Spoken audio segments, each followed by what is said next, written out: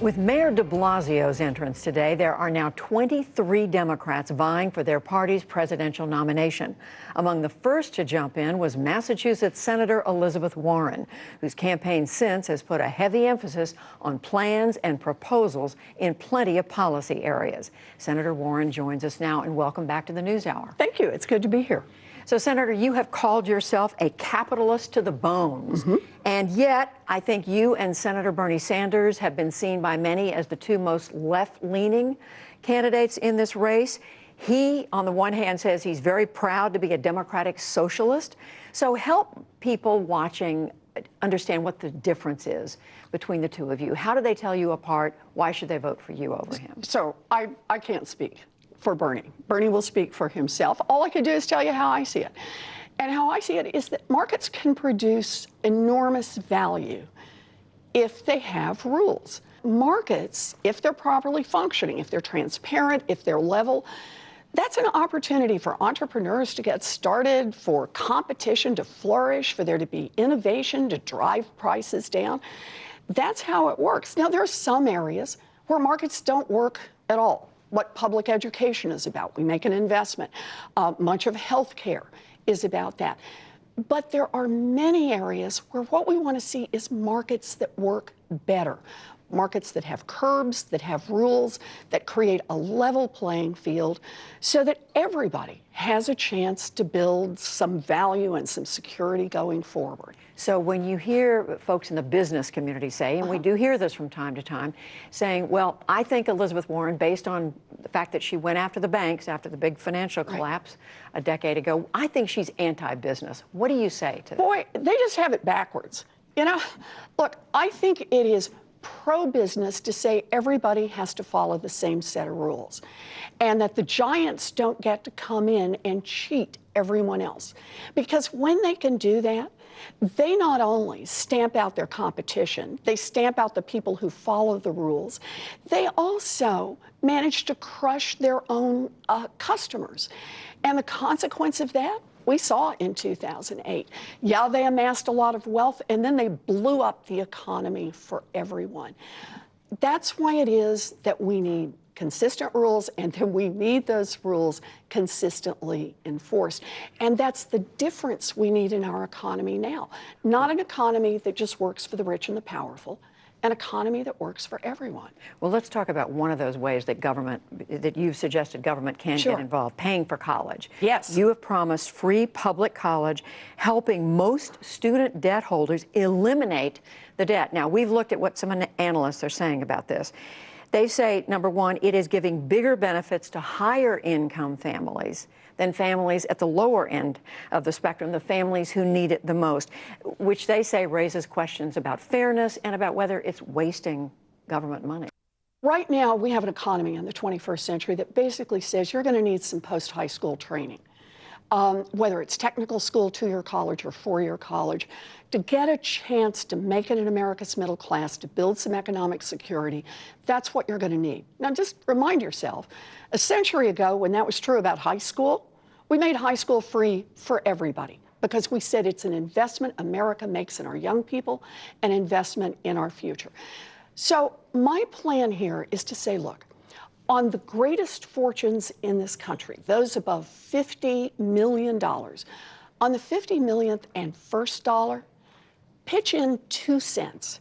And if they would pitch in 2 cents, it would produce enough revenue to provide universal child care, universal pre-K, raise the wages of all of our child care and pre-K workers, and technical two-year college and four-year college for all of our kids at public institutions, and cancel student loan debt for about 95% of the kids who've got it. But this is what about the argument that it's helping the families who need it the least? No, but it's not. The families who need it the least are the 0.1% who have the biggest fortunes in America. If they would pay just 2 cents, we could make this investment not in some of our kids, but in all of our kids. And understand this about what's fair here. Those richest 0.1%, those biggest fortunes in America, about 75,000 people or families, all in last year, they paid about 3.2% of their total wealth in taxes, all in. The 99% paid about 7.2%. They're already paying more. I just want to see a little more level playing field where we make an investment in our kids going I forward. want to come back to the tax on the ultra wealthy Sure. because we've looked at that as well. Analysts have said this is a plan that sounds good, but it could be a disincentive to invest in what they call important transformative projects that could transform society. Number two, that it would create massive and expensive investigations by the IRS. And number three, it may not be constitutional. Oh, please. I mean, the idea that someone who has already amassed a huge fortune in this country is going to disinvest over 2 cents. I mean, that just doesn't even make any sense.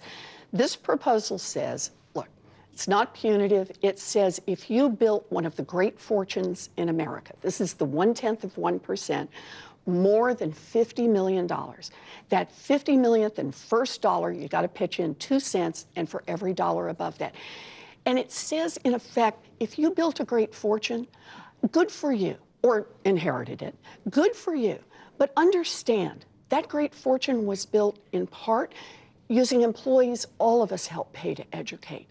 In part, getting your goods and services to market on roads and bridges all of us help pay for. Right now, those biggest fortunes, they're putting in less than the rest of America. Let's just level that playing field a little bit. Question about foreign policy. The Middle East, we're waiting to see a more comprehensive plan from the Trump administration. But in the meantime, would you have, as President Trump has done, endorse this permanent annexation of the Golan Heights? The Prime Minister Netanyahu has endorsed in Israel. I think we have to think about what our ultimate goals are and what we should be urging. Israel has a right to its security, and the Palestinians have a right to dignity and to self-determination. I believe the best way that happens, and what we have to do as allies to both, is to push in the direction of bringing them both to the negotiating table so that they make the decisions together about what happens in Israel. And So you I wouldn't- believe the best way for that to happen is for the United States to push those parties. I think there's a real problem with us interfering in this way. So that was a mistake, you're saying? I think it is Permanent. a mistake. Last thing I want to ask is about what some voters are saying about Elizabeth Warren. There's a piece in the Current Time magazine quoting some voters saying they have reservations about supporting, I'm quoting, another brainy woman for president, still smarting, evidently they are, from Hillary Clinton in 2016. What do you say to them and to the woman? I'll tell you, I talked to a woman from Arizona yesterday. She said, I want to like Elizabeth Warren, but what she said to me was, she lectures too much. She said in her public presentation, she said, I don't get the sense she's listening to voters like me. What do you say? Look, I get out every chance I can and talk about where I came from. I grew up in Oklahoma. All three of my older brothers joined the military. That was their ticket to the middle class. When we were growing up, our daddy had a lot of different jobs. And I was a kid with a dream. I wanted to be a public school teacher.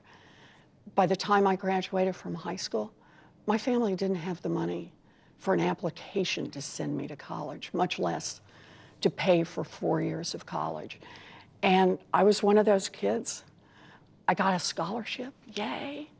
Then I fell in love at 19, got married and dropped out of school and thought I'd lost it all. And then I found a commuter college. It was about 45 minutes away. It cost $50 a semester. And for a price I could pay for on a part-time waitressing job, I had a chance to finish a 4-year diploma and to realize my dream. I became a public school teacher. I was a special needs teacher. And I probably would still be doing that work today.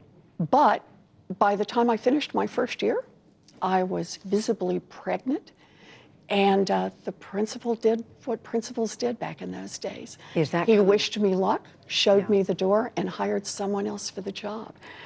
I've spent my whole life on the fundamental question of opportunity, how people get a chance. I got my chance and I am so deeply grateful for it. I just want to see more and more of our kids get a chance. Is that Elizabeth Warren coming across in this campaign? I tell the story of my life and why I'm in this fight. I'm probably the least likely person to end up running for president. I never thought this is what I would do. I've known what I wanted to do all my life. I wanted to be a teacher, but I've also been somebody out there who's advocated on part of my students, on the part of everybody getting a chance. That's an America that we can build, and we can build it together. But it's going to take all of us to do this. The folks who have the power right now, the folks who have the money, the folks who have the lobbyists, man, they're going to make sure that they just keep tilting everything in this system to work a little better for them and a little better for them. You know, one regulation over here, one nomination over there, that just keeps money flowing to those at the top and leaves everybody else struggling. We have a chance to change that. That's what it means to be a democracy. We can do that. And that's what pulls me into this fight. Senator Elizabeth Warren, thank you. Thank you. So good to be here.